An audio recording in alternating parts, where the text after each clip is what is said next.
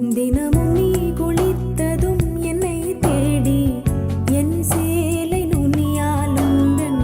தலை துடைப்பாயே அது கவிதை திரு